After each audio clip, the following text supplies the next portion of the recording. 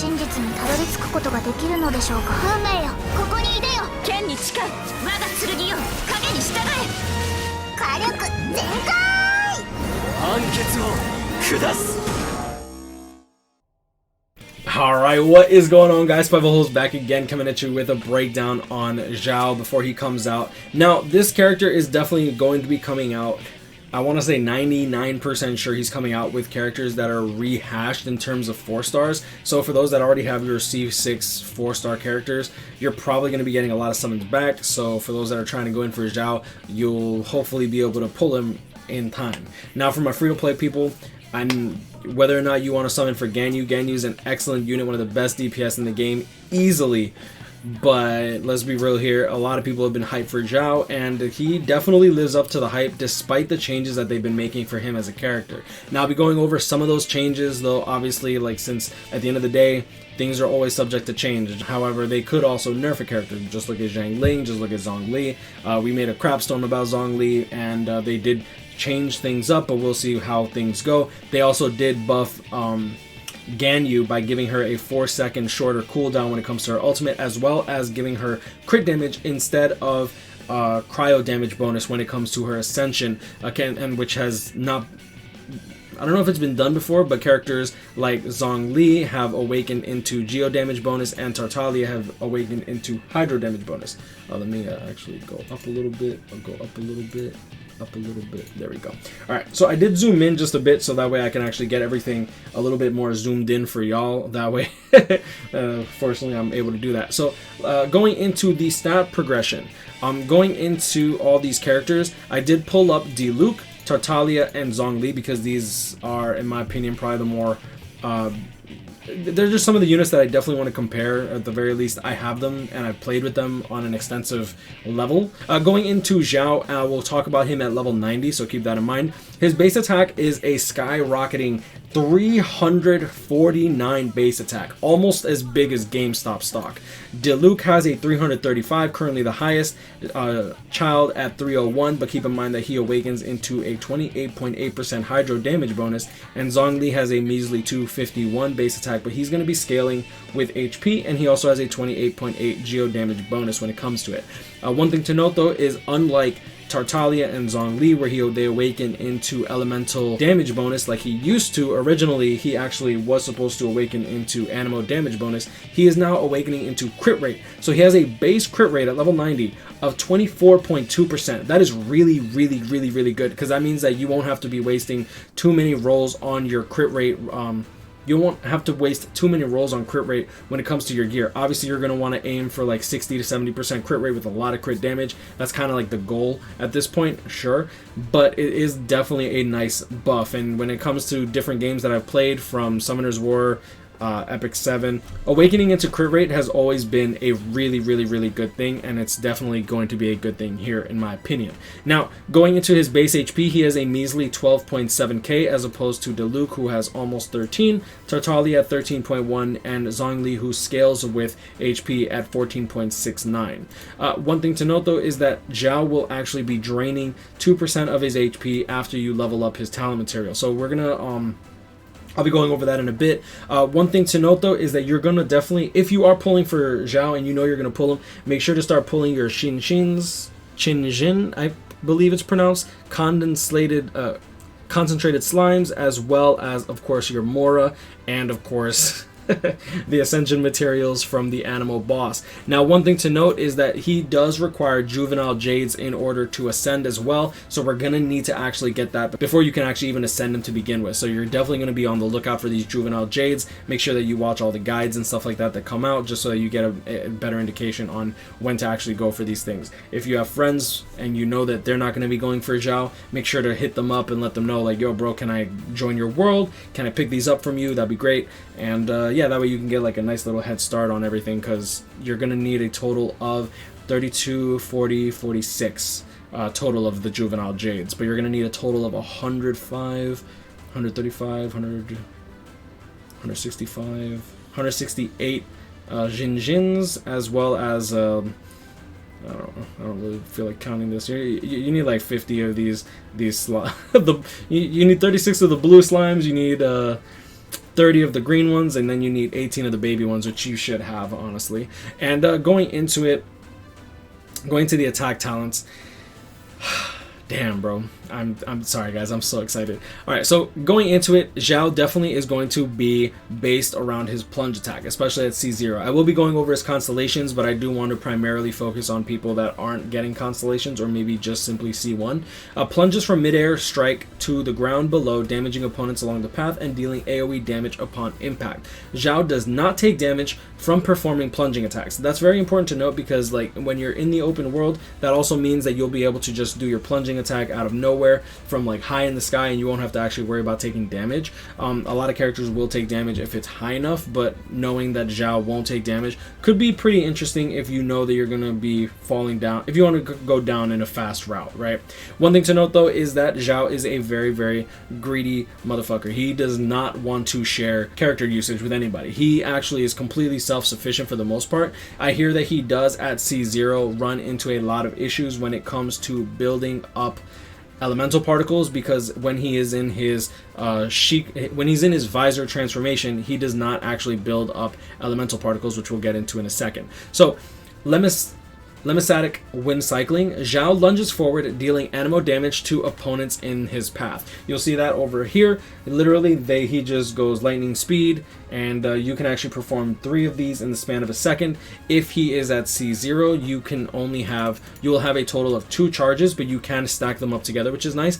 And if you have him at C1, you will get 3. So keep that in mind. It's really, really nice. Can be used in midair, which is also really cool, which means that since he does get to jump high with his Yaksha's mask, you'll be able to do this in the sky as well. So if you're running someone, say like Venti, and you want to use it in the air, you don't have to worry about missing. I see a lot of people complain whenever Venti just pulls them all together and they're like, my character can't hit.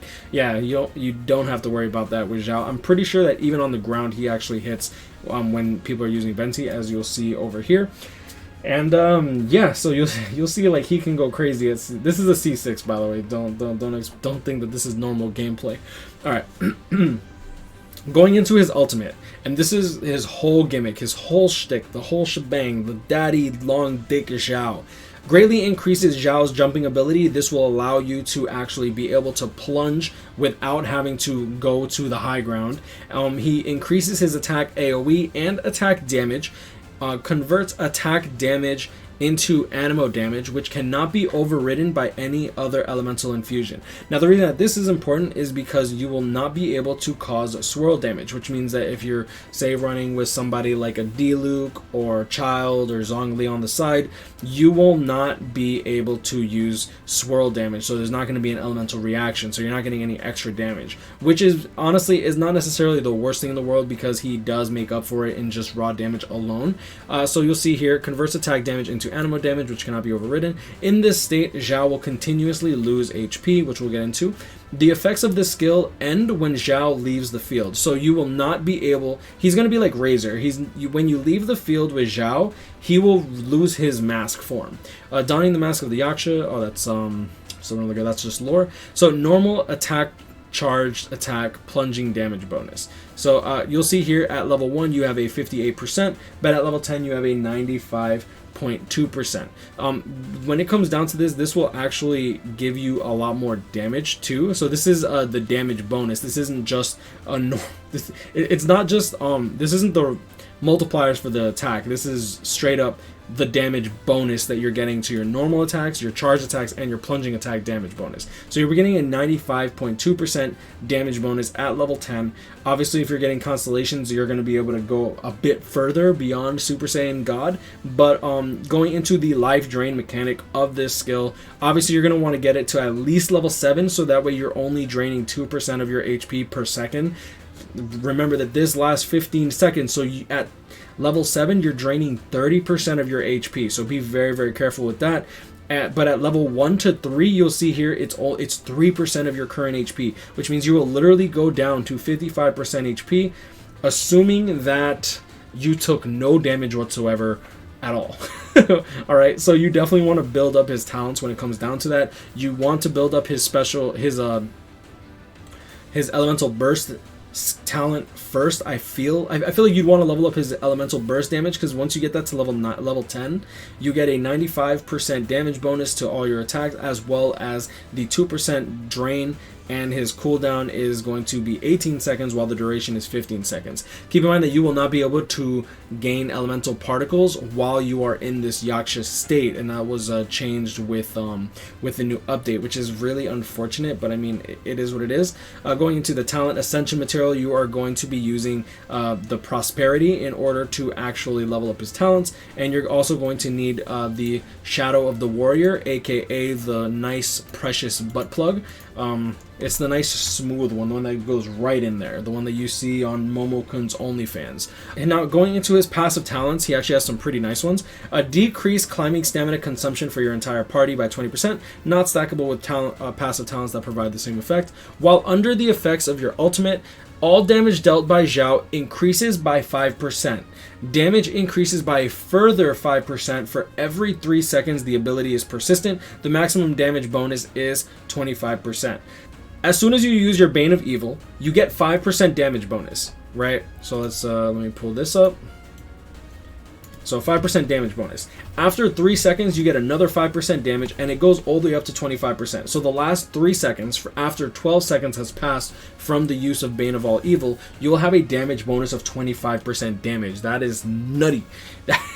And that's on top of the damage, the 95% damage bonus that you would be using, that you would be getting at level 10 passive talent, right? So that in and of itself is kind of nasty, because assuming that he deals 100 damage, times that by times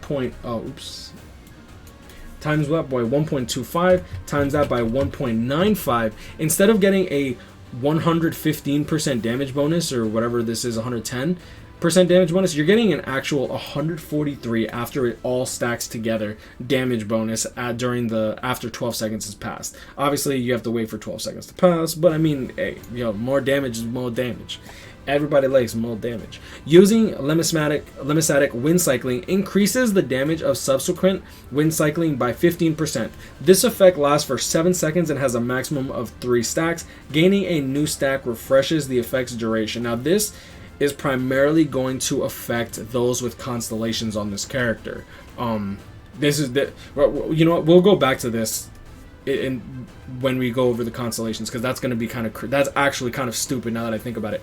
So Lemmisatic wind cycling by 15%, right? So you have, say it would deal 100 damage, you would deal an extra 1.15% damage bonus on the second one. However, when you are a C0 Xiao, the cooldown for this is actually 10 seconds. So you use the initial one, assuming that you saved up the second one. You use the second one after like 6 seconds, so that way it refreshes the effect duration. 10 seconds should have passed after that, and then you use the third one. That will give you a damage bonus of 30% for the Lemmisatic wind cycling for the third one that you use. I'm not quite sure if you can squeeze in a fourth one. I might just be derping around. However, when we get into constellations, that's when stuff gets really freaking crazy. Gaining a new stack refreshes the effect's duration. That's really cool. I'm actually glad that they added the gaining a new stack refreshes the effect's duration. So pretty much when you use your elemental skill, you're going to be getting damage bonus on damage bonus. Now, going into the actual constellations for Xiao, and that's where stuff gets crazy, and this is why I'm going for a C6, baby. Increases the first constellation. After the first dupe, increases your elemental skill charge by 1. This will allow you to pop off your the Lemmisatic wind cycling. I wish I could like highlight, but the Dissolution Eon Heaven's Fall, you'll see here that you'll be able to increase your damage by the 45%, and since it refreshes the effect's duration, you will most likely be able to have all the maximum of 3 stacks. So you'll be getting a damage bonus of 45% when you start popping off this third elemental skill. Going into his second constellation, in my opinion, this one's a bit wasted. When in the party and not on the field, Xiao's energy recharge is increased by 25%.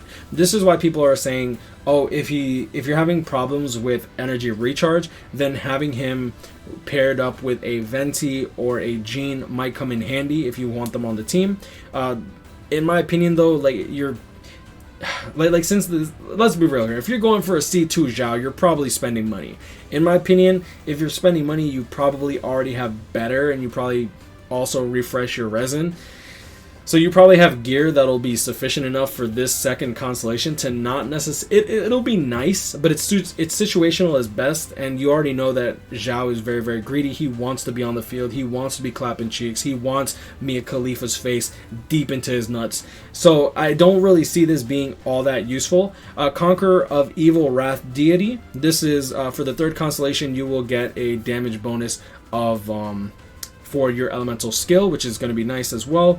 When Xiao's HP, okay, so fourth constellation is where this one I feel like is a little iffy.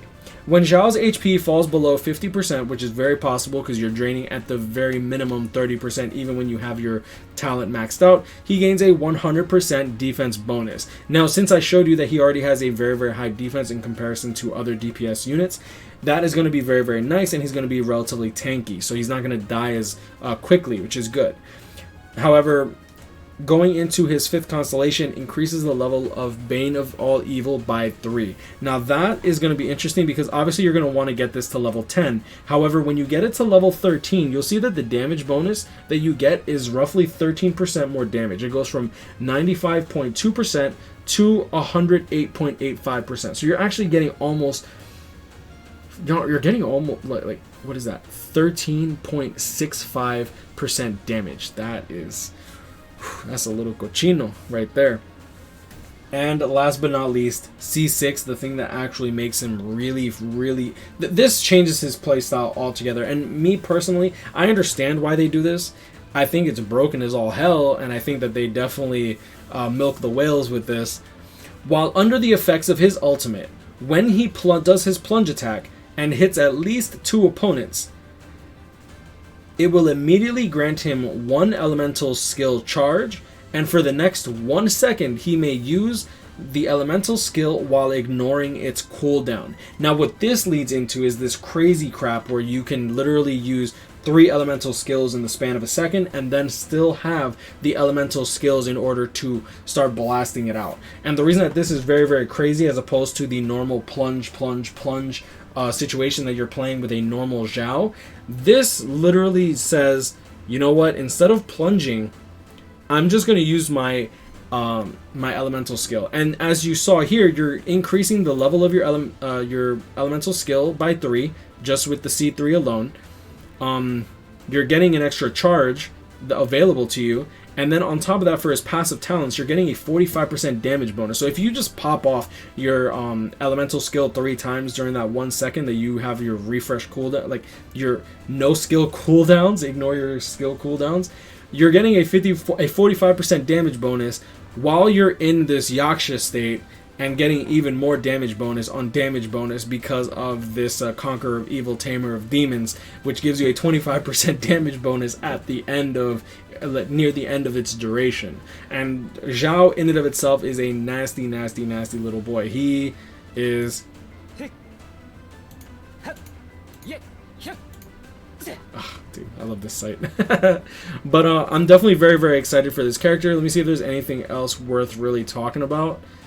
I feel like there's so much more to this character that we don't know about. Even though he was introduced to us, he acted like a whole dick and a half.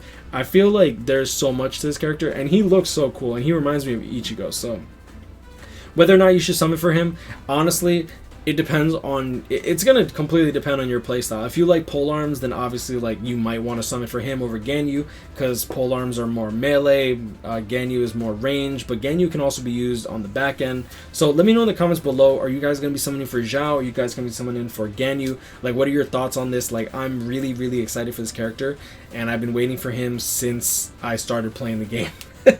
So I'm definitely going to be looking forward to that. Expect a crazy stream when that happens, but I'm going to leave it at that. You guys grind, I'll catch up here. Stay blessed. Like, comment, subscribe if you're new. I'll enjoy this video, and I'll see y'all in the next one. Peace.